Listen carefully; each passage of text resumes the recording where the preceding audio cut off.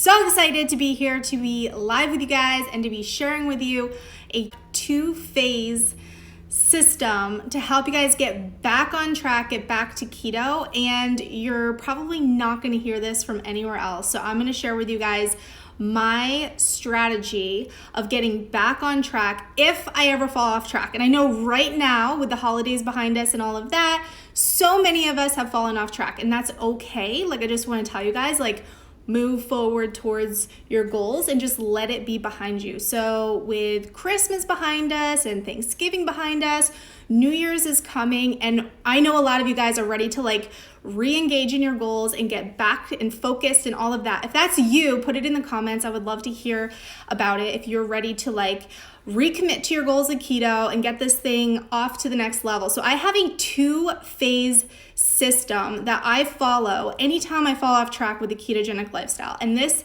is something that is different than you're going to hear other ketogenic experts tell you on getting back on track. A lot of them will tell you to start fasting and to start doing fasted workouts. And I've recommended this in the past as well. However, if your goal is to successfully get back to keto, there is a better way for you to do this. That's a great way if you're looking for like quick ketosis. But if this is a lifestyle and it's something that you want to stick to long term and you want the most successful way for you to ease back in and get back to your goals and back into the stride of things without falling off track, then I have that for you today. Phase 1 is the first 3 days that you're back and recommitted to your goals. Okay, so phase 1, first 3 days, I don't want you doing fasted workouts yet, unless while you were falling off track, you were doing fasted workouts throughout that time. It's okay to continue that in this phase, all right? But let's say you fell off track for a week, you fell off track for 2 weeks, you were off track for an entire month, and now you're trying to get back engaged and back on track. So how are you going to do that successfully? I don't want you jumping in with the keto diet and fasted workouts and intermittent fasting all at once, because most likely what's going to happen is you're going to overwhelm yourself, you're going to have harsh cravings, and then you're going to fall off track, and then you're going to wonder why you can't get back on track. So it's more important for you guys to get back on track and stay on track and be able to get past the point of the first 2 weeks you're back on track when you get back to fat adaptation. So for you to do this, I'm going to recommend that you guys do 25 to 30 net carbs and make that your primary focus. During these first 3 days of phase 1, you guys, you can have more food than normal. Follow your body's lead. If you're craving something, if you're hungry, you should eat, but it should be keto friendly foods, right? So low carb, high fat foods.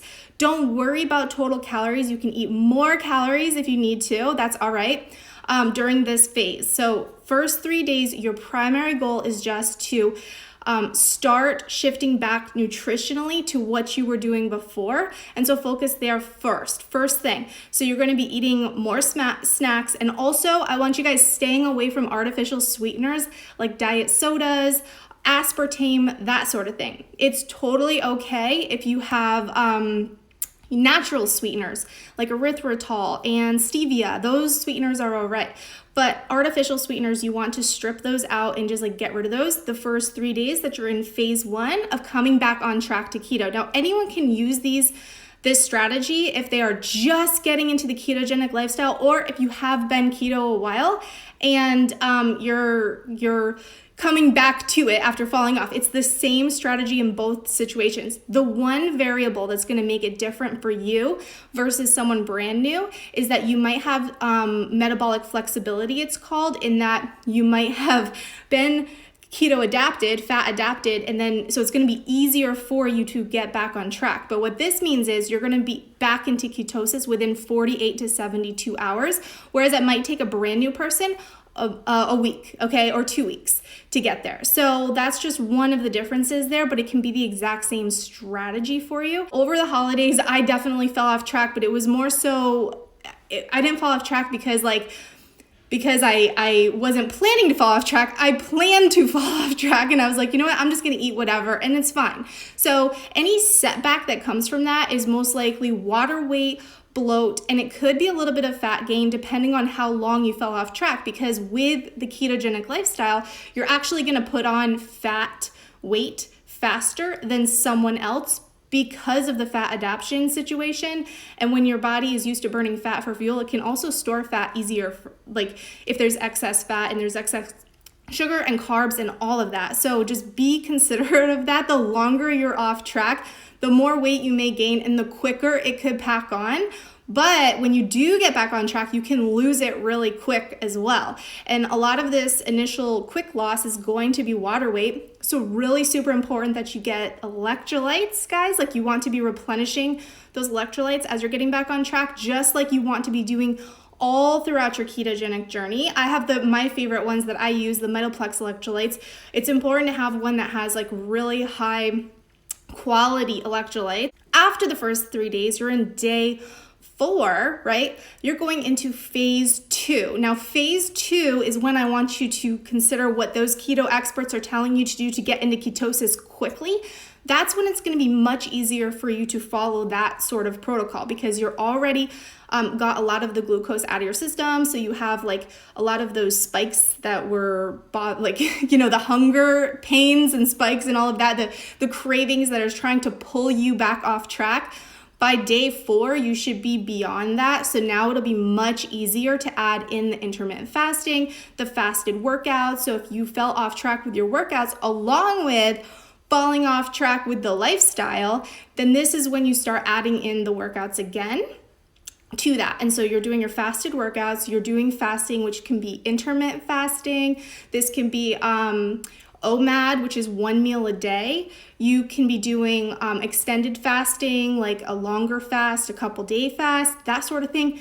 This is a good time for you guys to be doing that if you want to do that. You don't have to, but that's just an option. If you want to boost getting back into ketosis really quick, that would be what you want to do. We're going to stop snacking because when you snack all day, even if it's keto friendly, it's still going to produce an insulin spike. So now you want to really follow your body's lead.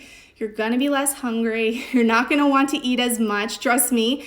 And all of a sudden you're going to start feeling out like your old self again, you know, like the way you would feel after being on keto for a while. So you can follow your body's lead. You don't have to eat all the time.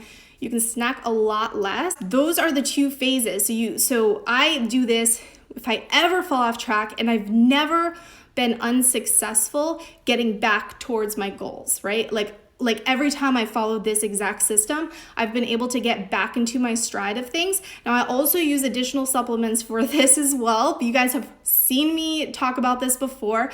I have my ketones every day. So while you're getting back on track to keto, drink 2 of them a day. Drink 2 ketones a day, 1 in the morning, 1 in the afternoon, until you get back to your stride beyond phase 2, and then drop it back down to 1 ketone a day to continue on with your lifestyle and to feel great, to boost the fat burning, to boost the energy, the mental clarity, all of that stuff. So if you're just getting back on track to keto, think of the long term, you know, don't think of it so short term. Like even if you were off track for like 3 days, don't think of it, well, the whole week's gone, so I should just stay off track for the next month. Like it's better for you just to get back on track and get going again, even if you have an event coming up like New Year's and you know you might be off track on New Year's. That's all right, but today you can stay on track today and tomorrow, you know, like, and then move forward from there. It's better for you to do that than just to be off track that whole time. But like I mentioned at the beginning of this, if it does happen to you, don't beat yourself up, because the other thing is cortisol. When you start stressing yourself out, like maybe you fell off track, right? And then you start that guilt, like feeling like, oh, I worked so hard to get here. And now I feel like I just like lost it all within a week. And then it starts feeling like, well, then what's the big deal? I'm just going to stay off track. And then you keep that whole cycle going. And then you end up like a month later. And I'm telling you guys, this can happen so easy to anyone. But all it takes is the decision to just say, you know what, today or tomorrow, I'm staying back on track, and I'm gonna keep myself accountable. I'm gonna stay focused on it. Utilize this 2-phase system. The 2 phases is going to help you guys get back into this lifestyle successfully so that you're able to stay on track long term and not fall off track, right? And don't even stress out about it. You're doing amazing. So thankful for all of you guys, and I guess that's it. I will let you guys go. Have an amazing day. Take care.